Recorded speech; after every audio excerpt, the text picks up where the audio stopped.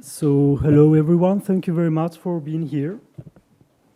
I would like to thank the team of ATypI for the invitation. And of course, I don't know if we can see the slide. And of course, the NRT team for giving me the opportunity of developing this project. My name is Juanma Gomez, and I will present today my research work entitled Caractère Noël, 1955-1964, the manufacture of a typographic discourse in France. This note will be divided in two parts. I first will examine Caractère Noël from an historical point of view.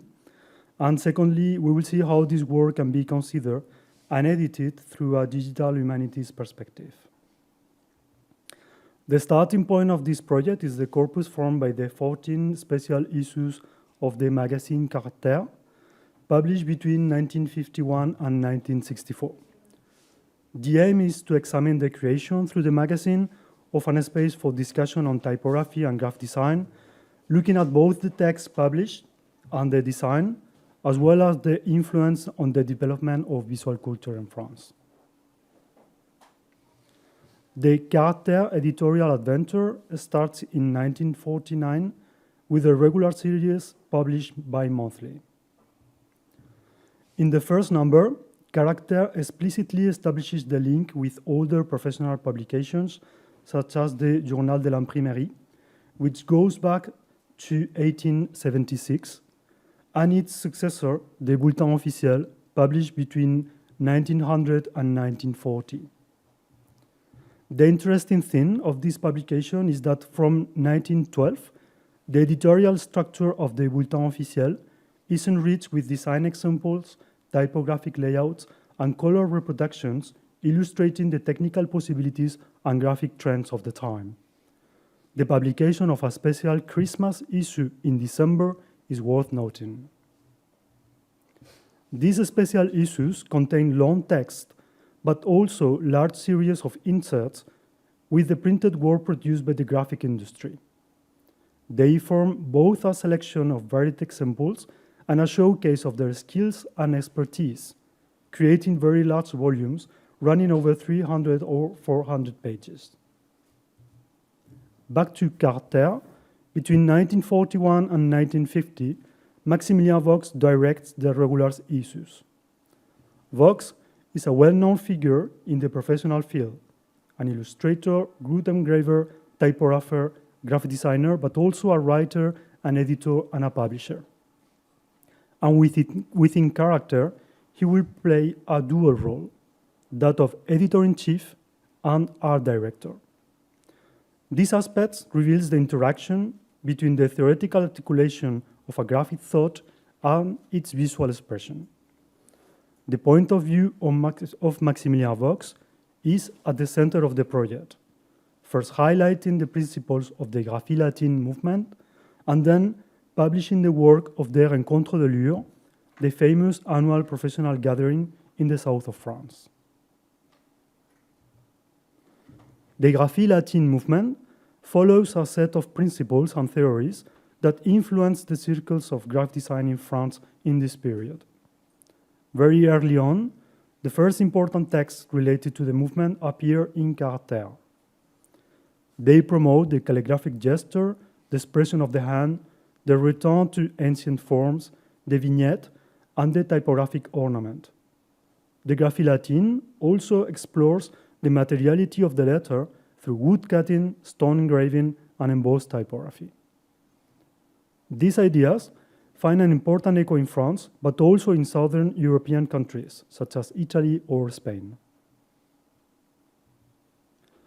From 1951 onwards, the regular magazine evolves, and Maximilien Vox moves on to direct the special issues, entitled Caractère Noël, which were produced until 1964. Now, published once a year, these luxury editions, like the Bulletin officiel, regularly exceed 300 pages. Given the price, between 60 euros and 80 euros today, and the relatively small print run at the time, around 3,500 copies is mentioned in 1957, The public reception is probably limited to the professional circles of the graphic design sector, interested in these pricey objects and most likely already contributing to their production.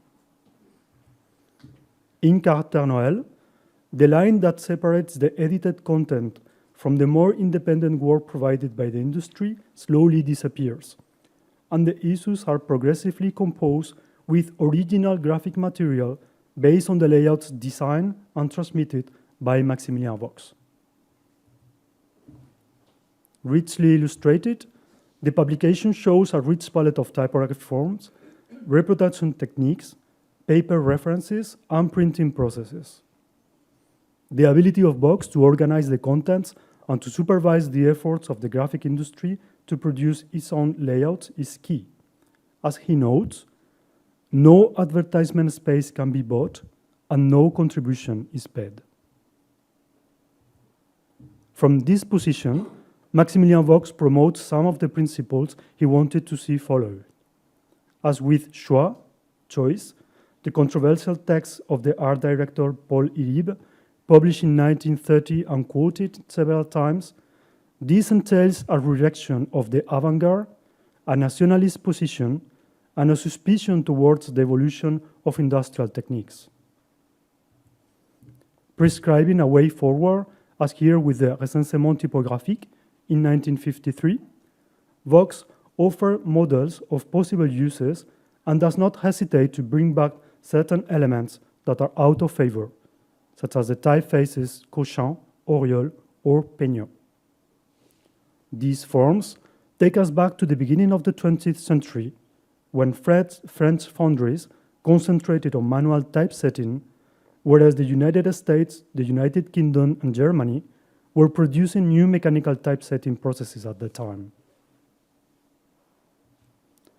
It is true that the French typographic industry is experiencing a real creative boom in the 1950s. The work produced by foundries such as Olive, Fonderie Typographique Française, or Deverny et Peignot is astonishing. However, we can point out that these were metal typefaces for manual setting, and therefore reserved for titles, advertising, or small design works. Mechanical composition was in the hands of the linotype and monotype companies. It is in this context that the Deverny et Peignot foundry launches the Lumitype photosetting machine, and that it proposes the Univers typefaces, designed by Adrien Frutiger. Univers is published in 1957 for manual typesetting and adapted a year later to the monotype and Lumitype typesetting systems. An emblematic insert produced by Deverny et Peignot, advertising the 3 different versions, appeared in Caractère Noël in 1958, but the typeface will not be greatly promoted in the magazine. The issues related to technical evolution are recurring themes in Caractère Noël, as the professional circles seek to maintain the quality of the printed material and the traditional craftsmanships related to the printing press. The new typeface classification proposed by Vox in 1955, illustrated here with a monotype insert, is conceived as a tool to help the profession in the upcoming transformations. The classification system is adopted the following year by powerful companies which incorporated it into their catalogs. At the same time, from 1960 onwards, the tone of Maximilien Vox articles becomes increasingly critical towards Swiss graphic forms, which he associated with the reformist principles of the Bauhaus, but also, more problematically, with totalitarian ideologies. It is interesting to point out that sans-serif typefaces are perceived by some professionals at the time as being more suitable for the optical distortion processes that photosetting now permits, thus contributing to the potential disappearance of professional standards in typography. Finally, restoring French influence is as well considered on historically validated principles through a series of articles that examine the French heritage and cultural legacy. This approach replicates the example embodied by Stanley Morrison and Beatrice Ward. Articles by Jean Véran-Forer and André James, La Maison, Henri Munch, René Pono, Robert Rank, and Hermann Sapt contribute to the study of history and laid the foundation for future research on typography.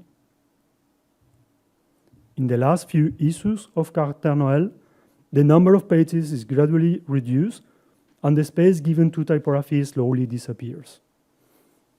The large financial effort needed to support the publication seems increasingly difficult to provide. The outcome of his editorial adventure is still relatively unknown today, and the legacy it leaves behind is, however, mixed. Certainly, the importance of research, discussion, and education as vectors of creative improvement, as well as the desire to publish written works, deserve to be recognized. However, the position of Maximilien Vox, too conservative in formal terms, uncritical towards the new trends in a changing professional context, seems unable to adapt itself to this period.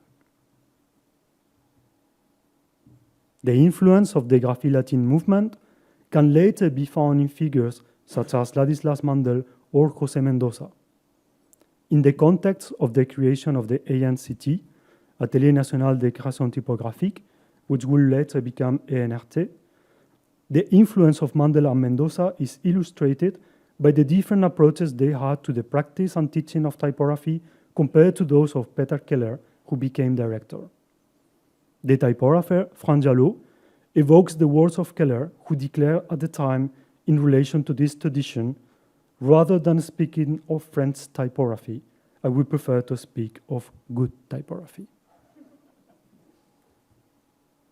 Drawing on the principles of digital humanities, this work also considers the reassessment of cultural objects and postulates a form of editorial response.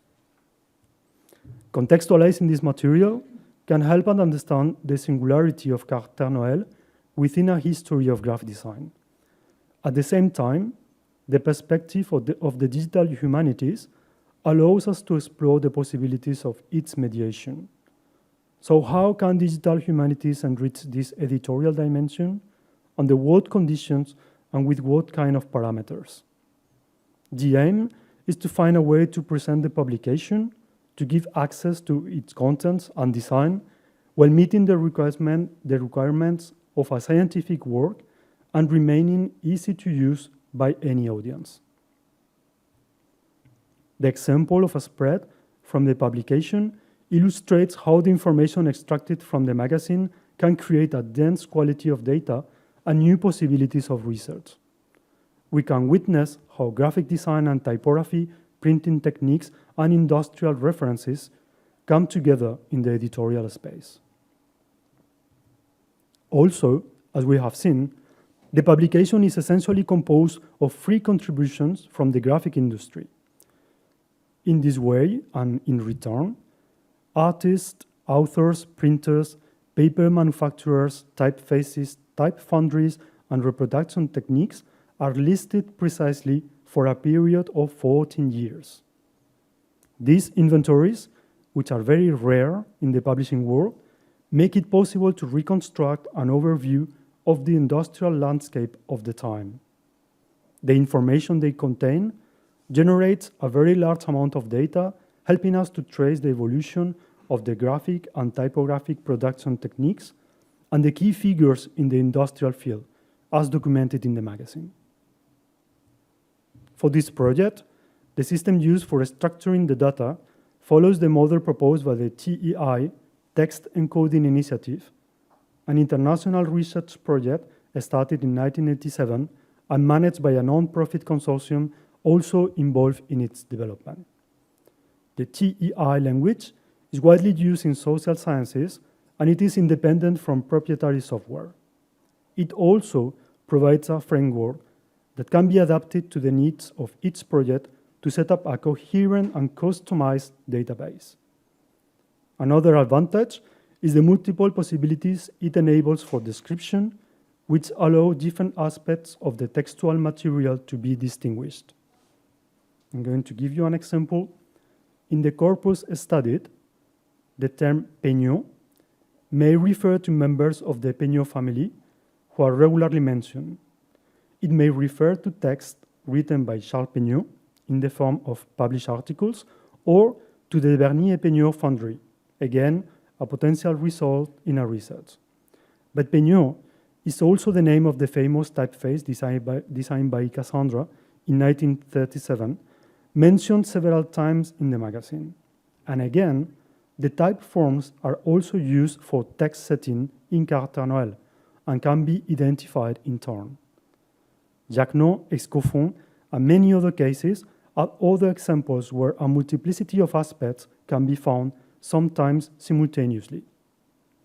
To address this issue, the data modeling proposed with the TEI language can be said to accommodate an index system that facilitates the filtering and allows to detect and display those subtleties that are sometimes essential in the study of complex editorial forms. The interface has been designed to provide an access to the corpus by year, allowing users to navigate within each publication.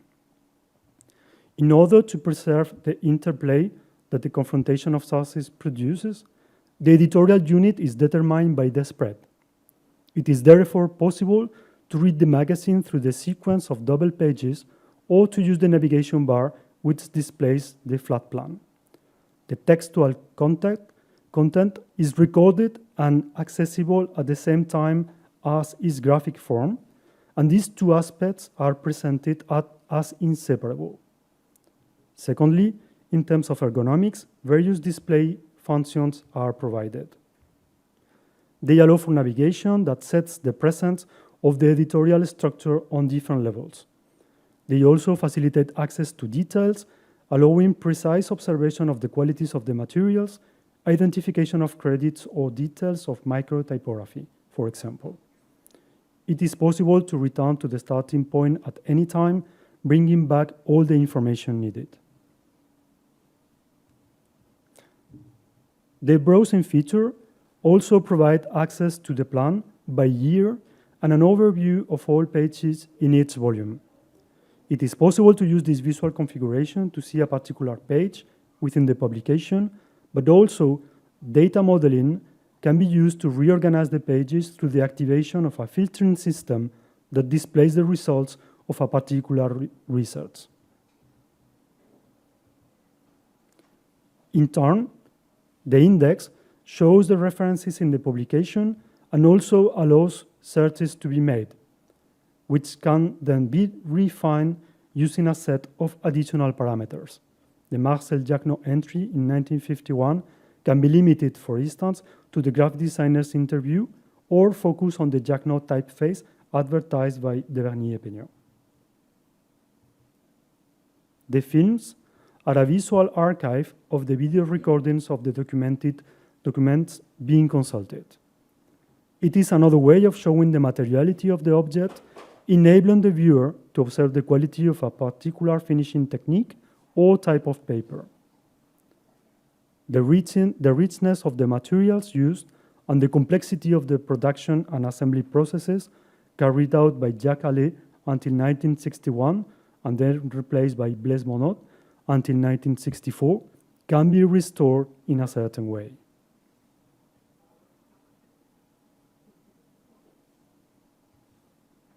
Finally, a section is dedicated to the publication of articles which are proposed as a complement to the visit of the website. Hosted on the platform, these texts offer a theoretical framework which aims to contextualize the corpus and to provide a critical view of the published content. The nature of this research and the different aspects it addresses make it possible to establish links with other research works.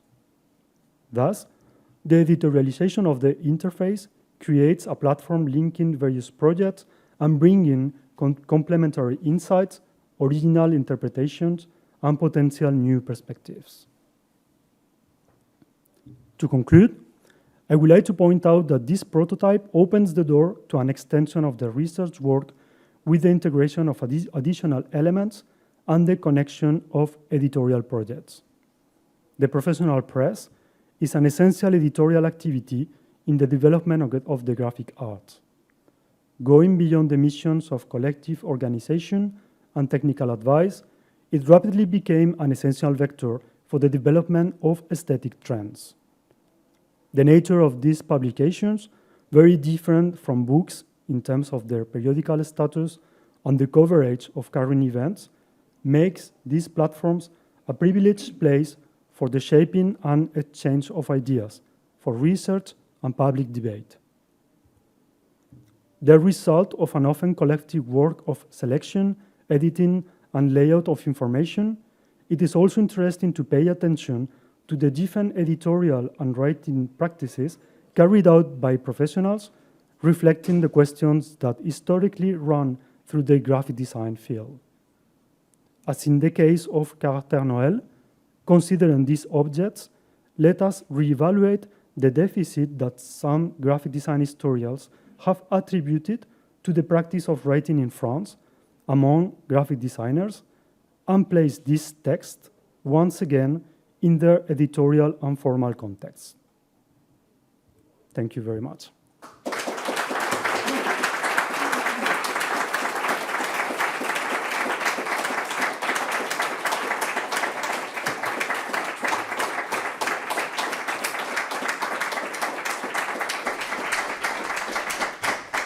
I don't know if there is any question, but yeah, I will. I don't know if it's working. Can you? Okay, good. Okay, so if you have any question, feel free. I will just hand you the mic. Yeah.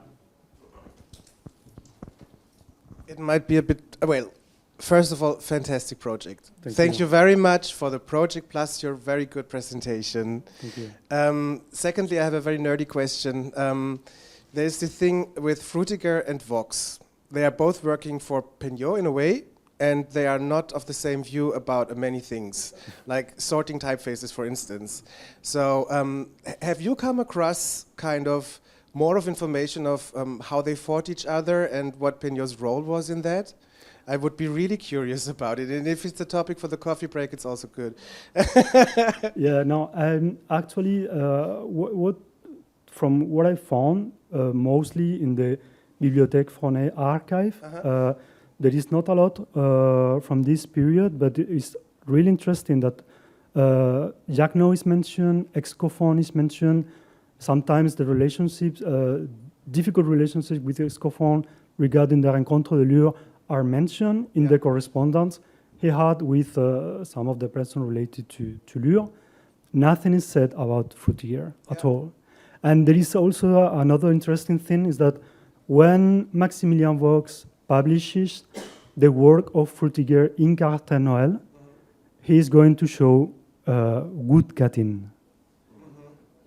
Not at all, anything related to type design. I can add one thing to you. Sure. I was at Estienne as an exchange student, and I bought the Mémoire de l'École d'Estienne or something. It's like 3 little books about the history of the school. Frutiger is mentioned in one caption. He taught there. He taught their type design, and he is mentioned in one caption. And the publication is from the 90s, the 1990s. Okay. No, I think you point out something that is really visible when you. This is such an interesting topic. Oh my God. Sorry, it's not really a question, but maybe Juanma, you could mention how many times the Univer typeface appear in the whole adventure of Caractère Noël? I think it's never used by Vox in text setting.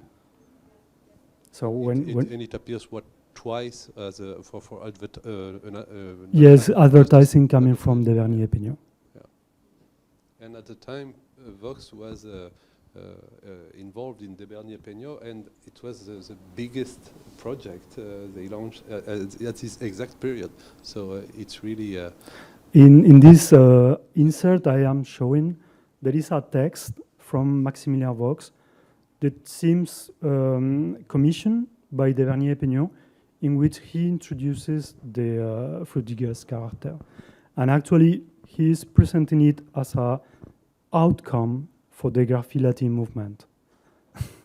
When you know the position of Frutiger regarding the early typefaces he developed in the Vernier Peignot, well, you see that is something that is clearly not in tone.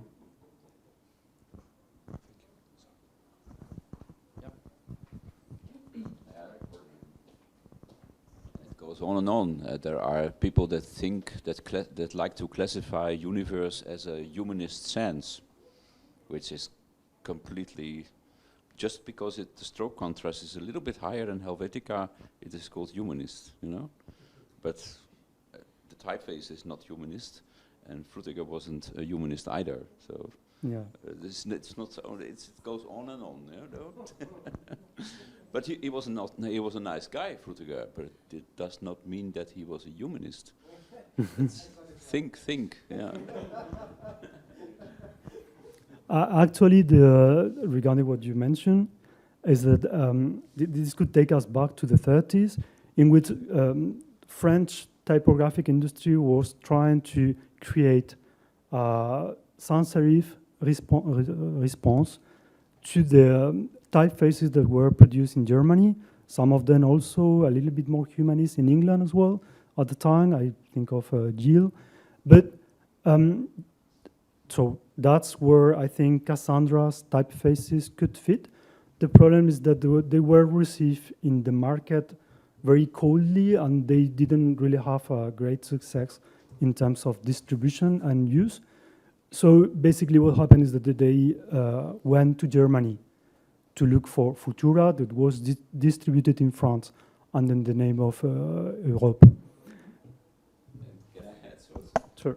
When you look at the first specimen published of the release of Futura as Europe, they do not use the one story A. It is replaced by a A that looks like a Carolingian minuscule. It was supposed to be more friendly to the French reading eye, you know. So they adapted Futura, but it looked different. Absolutely. Yeah. And then Manuel Sesma also points out that when Devernier Peignot was trying to develop the Lumitype at the first, he was actually looking at developing the Futura typeface. It was Frutiger who convinced him to develop a new character, a more modern contemporary character he developed in Zurich some years before, and that was actually the Univer typeface.